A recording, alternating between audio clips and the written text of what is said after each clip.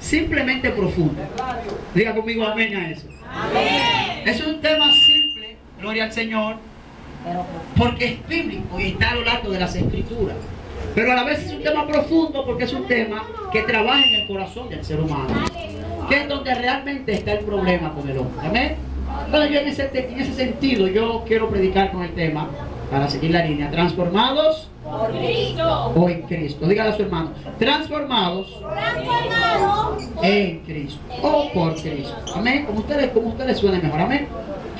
Cuando uno va a abordar este tema, lo primero que uno debe preguntarse es, pastora, ¿por qué tenemos que ser transformados? Esa es la primera pregunta que uno debe hacerse antes de uno entender por qué la iglesia y por qué el ser humano necesariamente necesita ser transformado.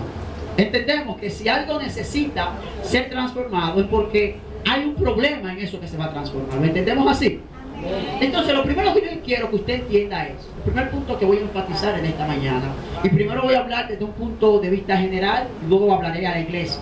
El hombre en sí mismo necesita transformación. Pero ¿por qué el hombre necesita ser transformado? El hombre necesita ser transformado porque el ser humano está depravado en el pecado. Diga conmigo amén. Amén. Yo no sé si usted se ha comenzado a preguntar y ha comenzado a ver lo que está pasando con nosotros, con el ser humano en la tierra. Nosotros no sabemos ya en quién confiar. Nos movemos por distintas partes y donde quiera que nos movemos como que no creemos en nadie. Yo recuerdo una vez que iba a entrar a la universidad y yo estaba perdido, me perdí. Y me le acerco a una persona para que me diga la dirección y para que me reubique. Y cuando le estoy llamando, el muchacho se paró. Gloria a Dios. Gloria al Señor. Parece que él pensó que yo iba a ir a atracarlo. O que yo le iba a hacer cualquier cosa. Él andaba con un audífono en los oídos. Entonces uno tiene que preguntarse qué es lo que le pasa al ser humano, que ya ninguno creemos en nosotros mismos. Si comenzamos a ver el plano político, los políticos están todos corrompidos. Tan difícil es la situación que nosotros ya no confiamos en la justicia. Por eso agarran un ladrón, la sociedad agarra a un ladrón. ¿Y qué hace la sociedad? Lo mata. Porque ya hay un sentido de desconfianza. Parece ser que la justicia no está cumpliendo cabalmente lo que le corresponde. Y ante ese incumplimiento el ser humano ha hecho justicia él mismo. Gloria a Dios. El problema que el ser humano tiene es que el ser humano, después que salió de la mano de Dios, el ser humano está muerto en delitos y pecados. De hecho, cuando leemos el libro de Eclesiastés, capítulo 7, verso 28, dice Salomón que Dios ha creado al hombre recto, pero ellos han elegido perversiones. Cuando Salomón iba a presentar el templo, él le dijo al Señor, Señor, si alguno pecare, porque no hay hombre que no peque. Gloria al Señor. Dice Romanos, capítulo 7, versículo 28, Pablo hablando de sí mismo, en mí no mora el bien. Y dice el libro de 1 de Corintios 2:14, que el hombre natural no percibe las cosas espirituales. Gloria a Dios. Y Efesios capítulo 2, versículo 1 dice que el hombre está muerto en sus delitos y pecados. ¿Cuál es la situación, pastora, que tiene el ser humano? Es que el ser humano está ajeno a la vida de Dios. El ser humano está alejado de Dios. Lo peor de todo esto es que el capítulo 1 del libro de Romanos establece que el hombre está bajo la ira de Dios. Y eso sí es un verdadero problema para el ser humano. Por lo tanto, lo primero que el ser humano necesita no es que se le mejore la tecnología, porque hemos mejorado tecnológicamente, pastor. Pero ahora el ser humano va a la luna, pero el ser humano no puede ir a su casa y ser feliz con su esposa. Gloria al Señor. Tenemos mucha tecnología ahora mismo, pero tenemos poca conexión emocional. Es increíble cómo usted puede ver que nosotros nos sentamos en una reunión y a los 2 minutos está todo el mundo con su teléfono. Y nadie está interesado en el momento. Ya no se vive esto de que mi papá me busca, porque si mi papá me tira por WhatsApp o me llama o lo que sea, ya yo no tengo esa necesidad de verlo. Entonces la tecnología que tenemos, aunque en cierta medida ha contribuido para mejorar ciertas cosas, pero por otra parte también ha deteriorado al ser humano. Gloria a Dios. Por eso nuestros jóvenes ahora con más tecnología son más torpes. Tenemos más información ahora, pero tenemos menos mente. Gloria al Señor. La mayoría de nosotros que vivimos jugando, chateando en Facebook, todas esas cosas que si se usan correctamente pueden ser de bendición, el hombre le está mal usando y esto ha generado más problemas entonces. El ser humano no necesita educación, aunque nosotros sí hacemos eso. Educamos a nuestros niños, pero hasta en las escuelas nuestros estudiantes van con cuchillos, con machetes, van armados y hasta con droga. Y se está invirtiendo en la educación, pero los resultados que estamos teniendo son muy mínimos. ¿Qué le pasa al ser humano? El ser humano necesita ser, ¿qué? Transformado. Por eso yo le dije a usted que este tema es bastante profundo, porque este tema pone el dedo encima de la llaga de qué es lo que le pasa a la sociedad y también qué es lo que le está pasando a la iglesia. Entonces tenemos que entender este claro principio de que el ser humano necesita una transformación, porque el ser humano está perdido, el ser humano está muerto en sus pecados. Todo lo que el ser humano hace, lo hace por él, en él y para él. Vivimos en un tiempo donde el ser humano es súper, hiper, ultra, mega egoísta. Todo lo que hacemos es pensando en nosotros. Todo es en nosotros. Yo quiero una casa, yo quiero esto, yo quiero ir amor al prójimo. Estamos tan centrados en nosotros que se nos olvida que delante, atrás y al lado de nosotros también hay gente. Entonces, ¿cómo el ser humano puede manejar esta situación? El ser humano lo que necesita es que Dios le imparta vida. En el capítulo 3 del libro de Juan, usted se encuentra con que hay un señor que conocía, que tenía mucho conocimiento de la ley. Y se le acerca a Jesús de noche. Y Jesús le dice: mira, Nicodemo, es necesario que para entrar en el reino de los cielos, el hombre nazca de nuevo de agua y de espíritu. Por lo tanto, lo primero que el ser humano necesita es que se le imparta vida espiritual. Lo primero que el ser humano necesita no es más tecnología, no es más educación, no es más avance en la ciencia. Lo primero que el ser humano necesita en su esencia es que Dios del cielo le imparta vida espiritual. Sí, Señor. Por eso nosotros nos vamos a quedar sorprendidos al ver que el gobierno invierte en tantas obras, al ver que el gobierno invierte en medicina, que invierte en educación, que invierte aquí, que invierte allá, pero a diario estamos encontrando con que los feminicidios están aumentando. A diario nos encontramos que los hombres matan a las mujeres, que los padres y los niños y los padres ellos se matan mutuamente, y encontramos que la sociedad está aterrada. Porque el ser humano necesita ante todo y por sobre todo que Dios le imparta vida espiritual. Por lo tanto, eso es lo primero que el ser humano necesita. El ser humano necesita volver a nacer de nuevo. Tanto.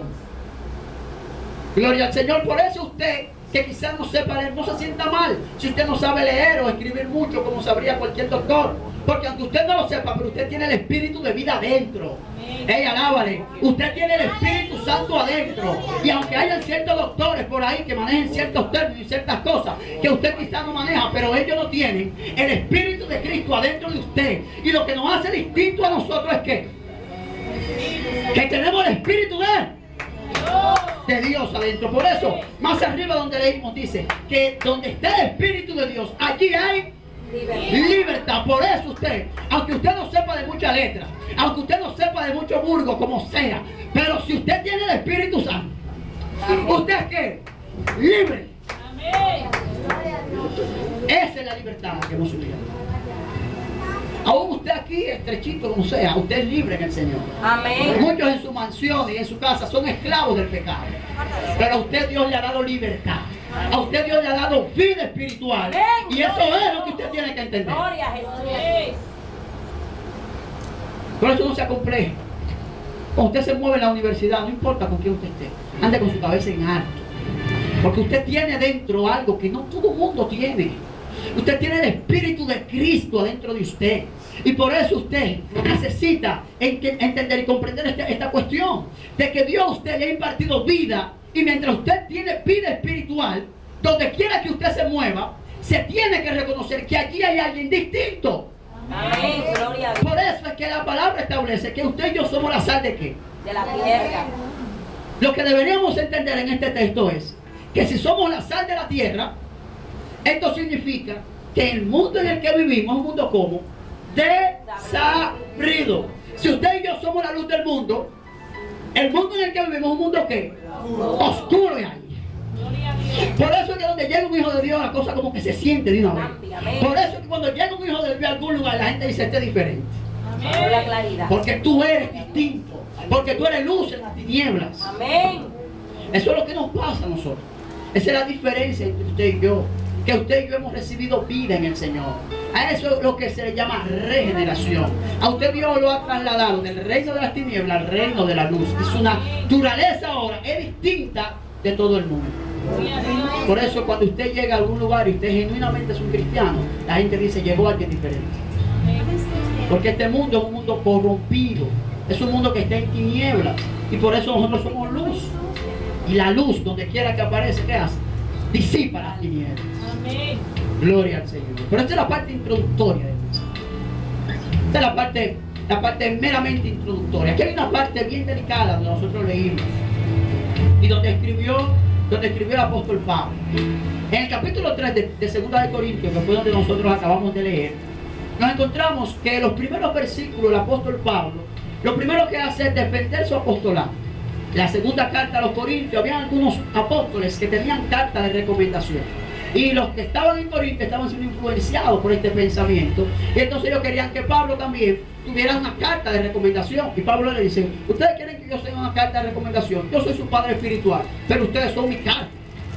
O sea, Pablo dice, yo no necesito carta. Ustedes son la evidencia de quién soy yo. Amén. Porque había algunos hombres que estaban cuestionando el apostolado de Pablo. Y Pablo dice, yo no necesito carta de recomendación porque ustedes mismos son la carta. Amén, amén. Escrita con la tinta del Espíritu. Pero de ahí, el apóstol comienza a hablar, y ante todo es la importancia de este tema, el apóstol comienza a hablar de la superioridad de este pacto ante el antiguo pacto. Lo que es interesante, el capítulo 3 del libro de 2 de Corintios, es que Pablo establece una diferencia entre el ministerio que se estableció en el antiguo pacto y el ministerio que se establece en el nuevo pacto. Y Pablo reconoce ante todo que lo que se estableció en el antiguo pacto fue algo glorioso. Por eso él dice, si lo que perece fue glorioso, mucho más lo que permanece. Por eso usted tiene que entender que aunque lo que Moisés vivió en el antiguo pacto fue algo glorioso, fue algo extraordinario, y estamos llamados a seguir el ejemplo de muchos de esos hombres de Dios, pero lo que usted y yo estamos llamados a vivir en este nuevo pacto, el apóstol Pablo dice, esto es superior a eso, porque esa gloria perece, pero la gloria de este pacto, ¿qué? Permanece. Aleluya. Por eso usted tiene que dejar de estar pensando, ay, si yo fuera como Moisés.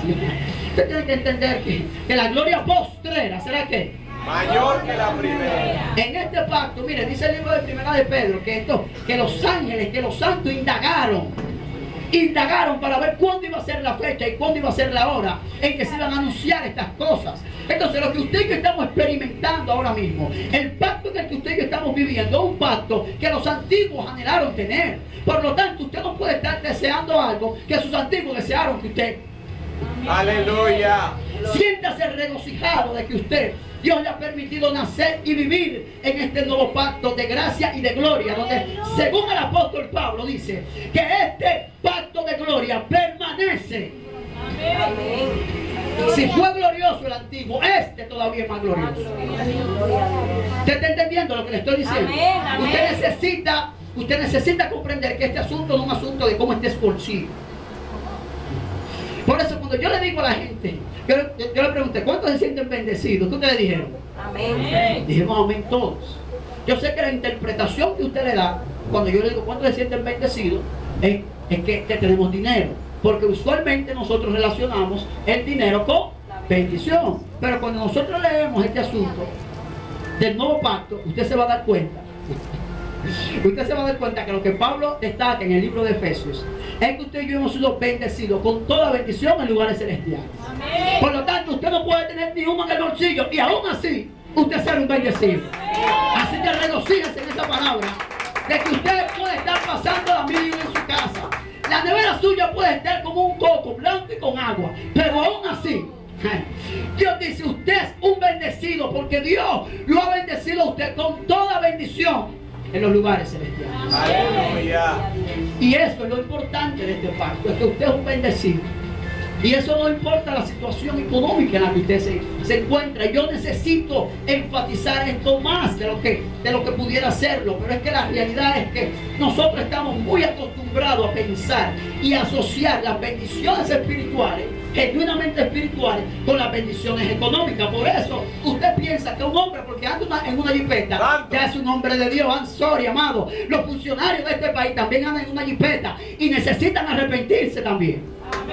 Usted no puede estar pensando que porque una gente tiene una casa, Dios lo ha bendecido a él.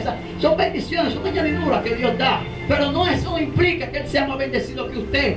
Yo no tengo ningún problema con que Dios prospere o con que Dios bendiga a algún hombre, si la bendición viene de Jehová y es bien administrada. Yo no tengo ningún problema con eso. El problema mío nace cuando usted pretende decirme a mí que mi bendición espiritual y mi relación con Dios depende de cómo esté mi bolsillo. Cuando lo que Pablo establece es que lo mío es una posición que yo he adquirido en Cristo, y de esa posición no hay diablo en el infierno que me pueda detener. Pablo, comprendiendo la dimensión de este amor, él podía decir que ni lo alto, ni lo sublime, ni lo alto, ni lo profundo, ni hambre, ni tribulaciones, nada me podrá separar del amor de Dios que es en Cristo. No hay situación que te aparte de Dios.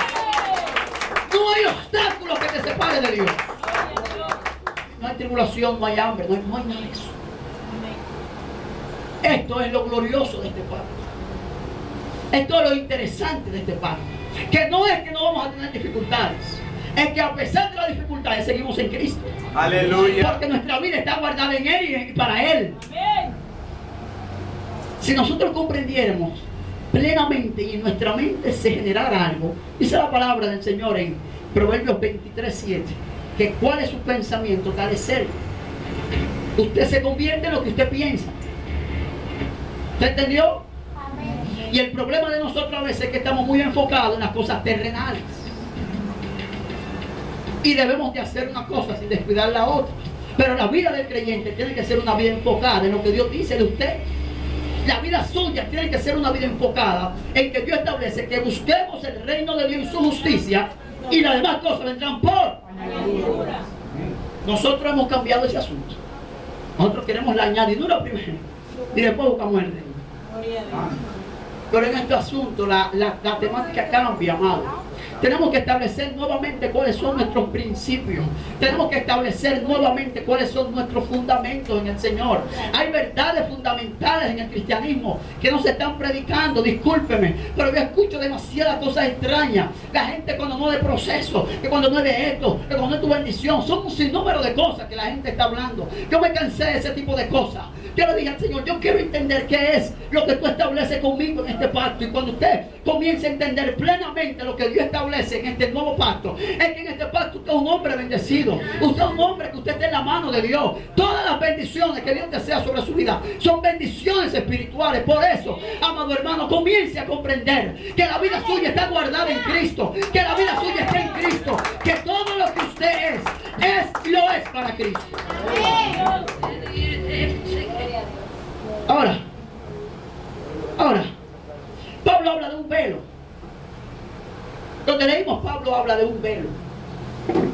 Y está haciendo referencia a la historia que aparece en el capítulo 34, verso 25 del libro de Éxodo, donde habla que Moisés salía de la presencia de Dios. Y tal era el resplandor que emanaba de él, a raíz de estar tanto tiempo con Dios, que el pueblo, ¿qué hacía? Aleluya. No podía ver. No podían ver. Gloria a Dios. Ahora, cuando Pablo viene a abordar este tema de este velo, yo quiero que usted, ahí mire cómo Pablo lo dice. Mire cómo Pablo lo dice. Dice el versículo 14. El pueblo tenía la mente. Oiga cómo lo dice esta versión. Dice: y él se tapaba la cara con un velo para que los israelitas no se fijaran en el final de aquello que estaba destinado a perecer. Amén. El pueblo tenía la mente cerrada. E incluso hoy, cuando tienen la mente cerrada, e incluso hoy, cuando leen el antiguo pacto, los cubre el mismo velo. Todavía tienen ese velo, ya que es solo por medio de Cristo que puede ser retirado. Aún hoy, cuando leen la ley de Moisés, tienen un velo sobre su corazón. Y cuando alguien se vuelve al Señor, el velo es retirado. Me llama la atención que aquí en este texto ahora, el velo no es un paño. El velo representa aquí la rebeldía del pueblo de no poder